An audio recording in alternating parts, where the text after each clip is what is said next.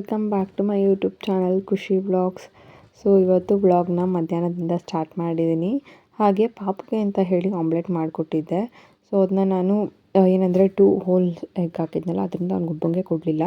ಯಾಕೆ ಈ ರೀತಿ ಬಾಳೆ ಎಲೆ ಮೇಲೆ ಹಾಕ್ಕೊಟ್ಟಿದ್ದೀನಿ ಅಂತ ಹೇಳಿದ್ರೆ, ಅವನು ಬಾಳೆ ಎಲೆ ಮೇಲೆ ತಿನ್ನೋದಕ್ಕೆ ಇಷ್ಟಪಡ್ತಾನೆ ಆ್ಯಂಡ್ ಹೆಲ್ತ್ ವೈಸ್ ಕೂಡ ಒಳ್ಳೆಯದು ಅಂತ ಹೇಳಿ ನಾನು ಈ ರೀತಿ ಬಾಳೆ ಎಲೆ ಮೇಲೆ ಹಾಕ್ಕೊಡ್ತೀನಿ. ಆ್ಯಂಡ್ ಅವನು ಕೂಡ ಇಷ್ಟಪಟ್ಟು ತಿಂತಾನೆ ಬಾಳೆ ಎಲೆ ಮೇಲೆ ಹಾಕೋದ್ರಿಂದ. ಆಮ್ಲೆಟ್ ಯಾಕೆ ಮಾಡಿಕೊಟ್ಟಿದ್ದೀನಿ ಅವನಿಗೆ ಅಂತ ಹೇಳಿದ್ರೆ, ಡೈಲಿ ಹೋಲ್ ಎಗ್ಗೆ ಕೊಡ್ತಿರ್ತೀನಲ್ಲ, ಅದಕ್ಕೆ ಇವತ್ತು ಆಮ್ಲೆಟ್ ಕೊಡೋಣ ಅಂತ ಹೇಳಿ ಆಮ್ಲೆಟ್ ಕೊಟ್ಟಿದ್ದೀನಿ. ಹೋಲ್ ಎಗ್ ಅಂದರೆ ಬಾಯ್ಲ್ಡ್ ಎಗ್ ಕೊಡ್ತಿರ್ತೀನಲ್ಲ, ಅದರಿಂದ ಈ ರೀತಿ ಮಾಡಿಕೊಟ್ಟೆ ಇವತ್ತು. ಅವನು ಎಲ್ಲದೂ ತಿನ್ನೋದಿಲ್ಲ, ಆಫ್ ಮಾತ್ರ ಕೊಡ್ತೀನಿ. ಆಫಲ್ಲಿ ಒಂದು ಸ್ವಲ್ಪ ತಿನ್ಕೊಳ್ತಾನೆ. ಆ್ಯಂಡ್ ಇಬ್ಬರಿಗೂ ಸಪ್ರೇಟ್ ಮಾಡಬೇಕಂತೆಲ್ಲ ಹೇಳಿ ನಾನು ಅವನಿಗೆ ಮಾಡಿದ್ನಲ್ಲ, ಅದ್ರ ಜೊತೆಗೇ ಇನ್ನೊಂದು ಎಗ್ ಆ್ಯಡ್ ಮಾಡಿಕೊಂಡು ನಾನು ಕೂಡ ತಿಂದೆ. ಆ್ಯಂಡ್ ಏನಂದರೆ ಅವ್ನಿಗಿಷ್ಟ ಆ್ಯಕ್ಚುಲಿ ಈ ಥರ ಮಾಡಿಕೊಟ್ರೆ, ಅದರಿಂದ ಮಾಡಿಕೊಟ್ಟಿದ್ದು. ಸೊ ಮಧ್ಯಾಹ್ನದ ಅಡುಗೆಗೆ ಅಂತ ಹೇಳಿ ನಾನು ಇಲ್ಲಿ ಒಂದೆಲ್ಗ ಸೊಪ್ಪಿಂದು ಚಟ್ನಿ ಮಾಡ್ಕೊಳ್ತಾ ಇದ್ದೀನಿ. ಸೊ ನಾನು ಫಸ್ಟು ಒಂದು ಬಾಣಲಿ ತೊಗೊಂಡಿದ್ದೀನಿ. ಇದಕ್ಕೆ ಸ್ವಲ್ಪ ಎಣ್ಣೆ ಹಾಕಿ ಇವಾಗ ಇದಕ್ಕೆ ಜೀರಿಗೆ, ಮೆಣಸಿನ್ಕಾಯಿ ಅಂದರೆ ಒಣಮೆಣ್ಸಿನ್ಕಾಯಿ, ಬೆಳ್ಳುಳ್ಳಿ, ಈರುಳ್ಳಿ, ಟೊಮ್ಯಾಟೊ, ಕೊತ್ತಂಬರಿ ಸೊಪ್ಪು ಇದನ್ನೆಲ್ಲ ಹಾಕಿ ನೀಟಾಗಿ ಹಸಿ ವಾಸನೆ ಹೋಗೋವರೆಗೂ ಹುರ್ಕೊಳ್ಬೇಕು. ಇದಾಗಿದ್ದಾದಮೇಲೆ ನಾನು ಕಾಯಿ ತುರಿದಿಟ್ಕೊಂಡಿದ್ದೀನಿ. ಕಾಯಿ ತುರಿನ ಇದಕ್ಕೆ ಹಾಕ್ಕೊಳ್ಬೇಕು. ಇದು ಒಂದೆಲ್ಗ ಸೊಪ್ಪು. ನಾನು ಇದನ್ನೆಲ್ಲ ಕ್ಲೀನ್ ಮಾಡಿಕೊಂಡು ನೀಟಾಗಿ ಸೋಸಿ ಇಟ್ಕೊಂಡಿದ್ದೀನಿ. ಆ್ಯಂಡ್ ಒಂದು ಕಡೆಯಲ್ಲಿ ಇದೆಲ್ಲ ನೀಟಾಗಿ ಫ್ರೈ ಮಾಡ್ಕೊಳ್ತಾ ಇದ್ದೀನಿ. ಕಾಯಿ ತುರಿನ ಸ್ವಲ್ಪ ಜಾಸ್ತಿ ಹಾಕ್ಕೊಳ್ಳಿ, ಬಿಕಾಸ್ ಅದು ಒಂದೆಲ್ಗ ಸೊಪ್ಪು ಏನಂದರೆ ಸ್ವಲ್ಪ ಒಗರು ಮತ್ತು ಕಹಿ ಥರ ಟೇಸ್ಟ್ ಇರುತ್ತೆ, ಬಿಕಾಸ್ ಅದು ನಾಟಿ ಸೊಪ್ಪು. ಇನ್ನೊಂದು ಥರದ್ದು ಒಂದೆಲ್ಗ ಸೊಪ್ಪು ಬರುತ್ತೆ, ಅದು ಅಷ್ಟು ಕಹಿ ಇರೋದಿಲ್ಲ. ಆ್ಯಂಡ್ ಅದಕ್ಕೆ ಈ ರೀತಿ ಕಾಯಿ ಹಾಕಿದ್ರು ಅಂದರೆ ಹಾಕ್ತಲೇ ಇದ್ರೂ ಕೂಡ ನಡೆಯುತ್ತೆ, ಆ ಥರ ಅಡ್ಜಸ್ಟ್ ಆಗುತ್ತೆ. ಇದು ಸ್ವಲ್ಪ ಕಹಿ ಇರುತ್ತೆ ಅದರಿಂದ. ಆ್ಯಂಡ್ ಇದನ್ನಂತೂ ಪೂರ್ತಿ ಡ್ರೈ ಆಗೋವರೆಗೂ ಒಂಚೂರು ಹಸಿ ವಾಸನೆ ಇರಬಾರ್ದು, ಅಲ್ಲಿವರೆಗೂ ಉರಿಬೇಕು ಬಾಣಲಿನಲ್ಲಿ. ಆ್ಯಂಡ್ ಹುಣಸೆಹಣ್ಣು ಕೂಡ ಹಾಕ್ಕೊಳ್ಬೇಕು ನಾವು ರುಬ್ಕೊಳ್ಬೇಕಾದ್ರೆ. ಆ್ಯಂಡ್ ಇದೇನೆಂದರೆ ಹೆಲ್ತ್ ವೈಸ್ ತುಂಬ ಒಳ್ಳೆಯದು, ಯಾವುದೇ ರೀತಿ ಪೆಸ್ಟಿಸೈಡ್ಸ್ ಹಾಕಿರಲ್ಲ ಅದಕ್ಕೆ. ಆ್ಯಂಡ್ ಚೆನ್ನಾಗಿ ಒಳ್ಳೆ ಆರ್ಗ್ಯಾನಿಕಾಗಿ ಸಿಗುತ್ತಲ್ಲ, ಅದರಿಂದ ಅಷ್ಟೇ. ಆ್ಯಂಡ್ ಮಕ್ಕಳಿಗೆ ಇದನ್ನ ಒಣಗಿಸಿಟ್ಟು ಪೌಡರ್ ಮಾಡಿ ಊಟದ ಜೊತೆ ಮಿಕ್ಸ್ ಮಾಡ್ಕೊಡ್ಬೋದು, ಬಿಕಾಸ್ ಬ್ರೈನ್ ಡೆವಲಪ್ಮೆಂಟ್ಗೆ ತುಂಬ ಒಳ್ಳೆಯದು ಅಂತ ಹೇಳ್ತಾರೆ. ಆ್ಯಂಡ್ ನಾನು ಕೂಡ ಪಾಪುಗೆ 1-2 ದಿನ ಕೊಟ್ಟೆ, ಬಟ್ ಅವ್ನಿಗೇನಂದರೆ ಸ್ವಲ್ಪ ಕಹಿ ಇರ್ತಿತ್ತಲ್ಲ, ಅದರಿಂದ ಟೇಸ್ಟ್ ಇಷ್ಟ ಆಗ್ತಿರಲಿಲ್ಲ. ಬಟ್ ಇವತ್ತು ಚೆನ್ನಾಗೇ ತಿಂದ. ಅಂದರೆ ನಾನು ಅನ್ನದ ಜೊತೆ ಚಟ್ನಿ ಮಿಕ್ಸ್ ಮಾಡಿ ತಿನ್ನಿಸಿದ್ದೆ, ಅದರಿಂದ ನಾನು ಮತ್ತೆ ಇಲ್ಲೊಂದು ಬಾಣಲಿಗೆ ಒಗ್ಗರಣೆ ಹಾಕ್ಕೊಳ್ತಾ ಇದ್ದೀನಿ. ಸಾಸಿವೆ ಮತ್ತು ಜೀರಿಗೆ ಹಾಕ್ಕೊಂಡಿದ್ದೀನಿ. ಕರ್ಬೇವಿನ ಸೊಪ್ಪು ಬೇಕಿದ್ದರೆ ಹಾಕ್ಕೊಳ್ಬೋದು. ಆ್ಯಂಡ್ ನಾನು ಆವಾಗಲೇ ಏನು ಹುರಿದಿಟ್ಟೆ ಅಲ್ವ, ಅದನ್ನೆಲ್ಲ ಹಾಕಿ ನೀಟಾಗಿ ರುಬ್ಕೊಂಡಿದ್ದೀನಿ. ಆ್ಯಂಡ್ ಚಟ್ನಿ ರೆಡಿ ಆಯಿತು. ಇವಾಗ ಚಟ್ನಿ ಜೊತೆಗೆ ಮುದ್ದೆ ಮತ್ತು ಹುರುಳಿಕಾಳು ಹಪ್ಪಳ ಮಾಡ್ಕೊಂಡಿದ್ದೀನಿ. ಆ್ಯಂಡ್ ಟೇಸ್ಟ್ ಅಂತೂ ಚೆನ್ನಾಗಿರುತ್ತೆ, ಬಟ್ ಸ್ವಲ್ಪ ಕಹಿ ಅನಿಸುತ್ತೆ, ಬಟ್ ಟೇಸ್ಟ್ ತುಂಬ ಚೆನ್ನಾಗಿರುತ್ತೆ. ಆ್ಯಂಡ್ ಹೆಲ್ತ್ ವೈಸ್ ಒಳ್ಳೆಯದು, ಅದರಿಂದ ಮಂತ್ಲಿ ಒನ್ಸ್ ಆದರೂ ತಿನ್ನಿ ಅಂತ ಹೇಳಕ್ಕೆ ಇಷ್ಟಪಡ್ತೀನಿ. ಇದು ನೆಕ್ಸ್ಟ್ ಡೇ ಮಾರ್ನಿಂಗ್ ವ್ಲಾಗ್. ಇದು ನಾನು ಪಪ್ಪಾಯ ಕಾಯಿ ತೊಗೊಂಡು ಸಿಪ್ಪೆ ಎರೆದಿಟ್ಕೊಂಡಿದ್ದೀನಿ. ಆ್ಯಂಡ್ ಇವಾಗ ಇದನ್ನ ಕಟ್ ಮಾಡ್ತಾ ಇದ್ದೀನಿ. ಇದು ಸ್ವಲ್ಪ ಹಾರ್ಡ್ ಇರುತ್ತೆ ಕಟ್ ಮಾಡೋದಕ್ಕೆ, ಅದರಿಂದ ಕಷ್ಟ ಆಗ್ತದೆ ಸ್ವಲ್ಪ. ನಾನಿವಾಗ ಇಲ್ಲಿ ಹೋಲ್ ಪಪ್ಪಾಯ ಪೂರ್ತಿ ಹಾಕ್ತಾಯಿದ್ದೀನಿ ಪಲ್ಯಕ್ಕೆ. ಚಪಾತಿ ಮಾಡ್ತಾಯಿಲ್ಲ ನಾನಿವತ್ತು, ಆ್ಯಕ್ಚುಲಿ ದೋಸೆ ಮಾಡ್ತಾಯಿದ್ದೀನಿ. ಚಪಾತಿ ಜೊತೆಗೆ ಇನ್ನೂ ತುಂಬ ಚೆನ್ನಾಗಿರುತ್ತೆ, ಬಟ್ ನಾನು ದೋಸೆ ಮಾಡೋಣ ಪಾಪನು ತಿಂತಾನಲ್ಲ ಅಂತ ಹೇಳಿ ದೋಸೆ ಮಾಡ್ತಾಯಿದ್ದೀನಿ. ಈ ರೀತಿ ಸೀಡ್ಸ್ ಎಲ್ಲ ತೆಗೆದು ಈ ಪಪ್ಪಾಯ ಕಾಯಿನ ಸಣ್ಣದಾಗಿ ಕಟ್ ಮಾಡ್ಕೊಳ್ಬೇಕು. ಆ್ಯಂಡ್ ನಾನು ನಿಮಗೆ ಮುಂದೆ ಇದೇ ವ್ಲಾಗ್ನಲ್ಲಿ ಹೇಳ್ತೀನಿ ಯಾವ ರೀತಿ ಮಸಾಲೆ ಇಟ್ಕೊಂಡು ಪಪ್ಪಾಯ ಕಾಯಿ ಪಲ್ಯ ಮಾಡ್ಕೊಳ್ಬೇಕು ಅಂತ ಹೇಳಿ. ಸಣ್ಣ ಕಟ್ ಮಾಡ್ಕೊಳ್ಬೇಕು. ಆ್ಯಂಡ್ ಏನಂದರೆ ತುಂಬ ಎಳೆದು ತೊಗೊಳ್ಬಾರ್ದು, ಅಥವಾ ತುಂಬ ಬಲ್ತಿರೋದು ತೊಗೊಳ್ಬಾರ್ದು, ಅಂದರೆ ಹಣ್ಣಾಗಕ್ಕೆ ಬಂದಿರೋದು ತೊಗೊಳ್ಬಾರ್ದು.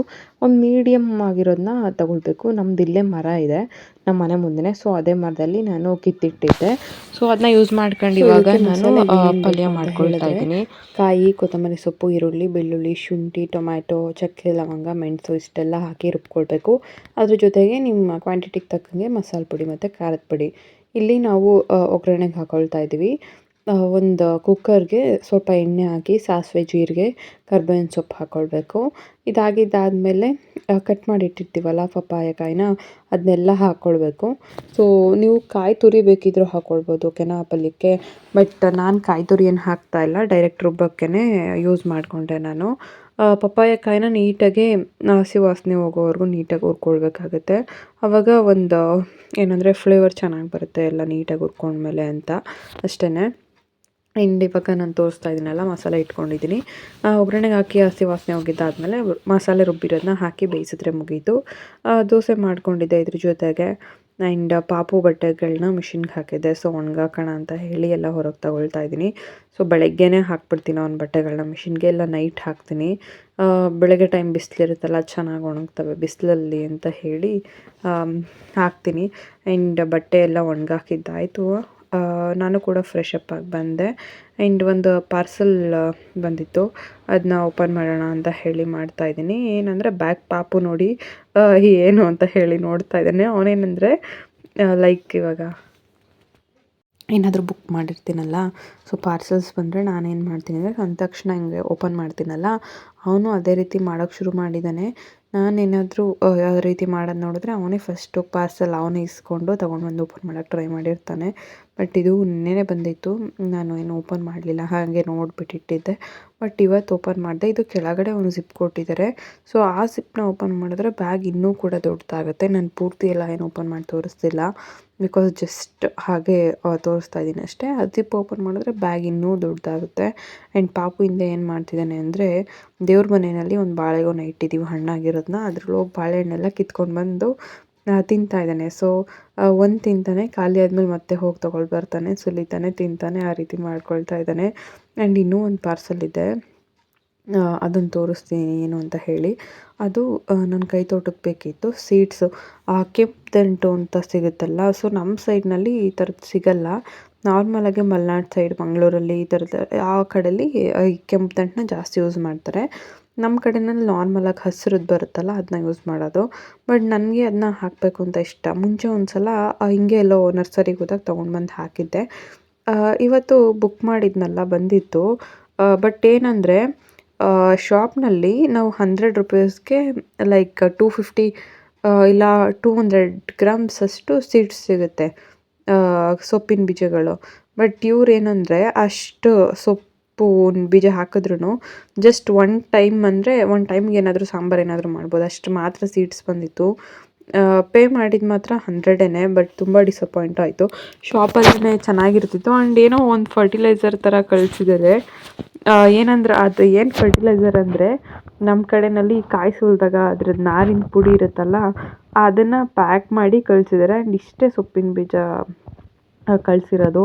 ಬಟ್ ರಿಟರ್ನ್ ಮಾಡೋಣ ಅಂದ್ಕೊಂಡೆ, ಬೇಡ ಅಂತ ಅಂದ್ಕೊಂಡು ನೋಡೋಣ ಯಾವ ರೀತಿ ಬರುತ್ತೆ ಹಾಕಿದಾಗ ಅಂದ್ಕೊಂಡು ಸುಮ್ಮನೆ ಆದೆ ಅಷ್ಟೇ. ಆ್ಯಂಡ್ ತೋರಿಸ್ತೀನಿ ಮುಂದೆ ಯಾವಾಗಾದರೂ ತರಿಸಿದಾಗ. ಆ್ಯಂಡ್ ಇದನ್ನ ಹಾಕಿ ನೋಡ್ತೀನಿ ಯಾವ ರೀತಿ ಬರುತ್ತೆ, ಸೊಪ್ಪು ಚೆನ್ನಾಗಿತ್ತಾ ಹೇಗೆ ಅನ್ನೋದನ್ನ. ಆ್ಯಂಡ್ ನಾನು ತೋರಿಸೋದ್ನಲ್ಲ ಫರ್ಟಿಲೈಸರ್, ಅದ್ರ ಜೊತೆಗೆ ಒಂದು 5 ಸನ್ಫ್ಲವರ್ ಸೀಡ್ಸ್ ಕಳಿಸಿದ್ದಾರೆ. ಬಟ್ ಸನ್ಫ್ಲವರ್ ಸೀಡ್ಸ್ ಏನು ನಮಗೇನು ಯೂಸ್ ಇಲ್ಲಲ್ಲ, ಅದು ನಮ್ಮ ವೆದರ್ಗೆ ಅಡ್ಜಸ್ಟ್ ಆಗೋಲ್ಲ. ಆ್ಯಂಡ್ ನಮ್ಮ ಕಡೆ ಬರೋದು ಇಲ್ಲ ಕೂಡ ಅದು. ನೋಡೋಣ ಹೇಗೆ ಬರುತ್ತೆ ಅಂತ ಹೇಳಿ ತೋರಿಸ್ತೀನಿ. ಆ್ಯಂಡ್ ನಮ್ಮ ನೇಬರ್ಸ್ ಒಬ್ಬರು ಮಾವಿನ ಹಣ್ಣು ಕೊಟ್ಟಿದ್ರು, ಅದನ್ನೆಲ್ಲ ನೀಟಾಗಿ ವಾಶ್ ಮಾಡಿ ಎತ್ತಿಟ್ಟೆ. ಮತ್ತು ಸಂಜೆ ಸಾಂಬಾರಿಗೆ ಅಂತ ಹೇಳಿ ಬಸ್ಸಾರು ಮಾಡ್ಕೊಳ್ತಾ ಇದ್ದೀನಿ. ನಮ್ಮ ಕೈ ತೋಟದನೇ ಸೊಪ್ಪದು, ದಂಟಿನ ಸೊಪ್ಪು ಹಾಕಿ ಬಸ್ಸಾರು ಮಾಡ್ತಾಯಿದ್ದೀನಿ. ಕಾಳು, ಹಲಸಿನ ಬೀಜ ಎಲ್ಲ ಹಾಕಿ. ಹಲಸಿನ ಸೀಸನ್ ಅಲ್ವಾ, ಅದರಿಂದ ಲೈಕ್ ಬಸ್ಸಾರು, ಮೊಸಪ್ಪು, ಹುಳಿ ಸಾರು ಈ ಥರದಕ್ಕೆಲ್ಲ ಯೂಸ್ ಮಾಡ್ಕೊಳ್ತೀನಿ ಹಲಸಿನ ಬೀಜನ. ಆ್ಯಂಡ್ ಇವಾಗ ಬೇಯೋಕ್ಕೆ ಅಂತ ಹೇಳಿ ಇಡ್ತಾ ಇದ್ದೀನಿ, ರೆಸಿಪಿ ಏನು ತೋರಿಸ್ತಾ ಇಲ್ಲ.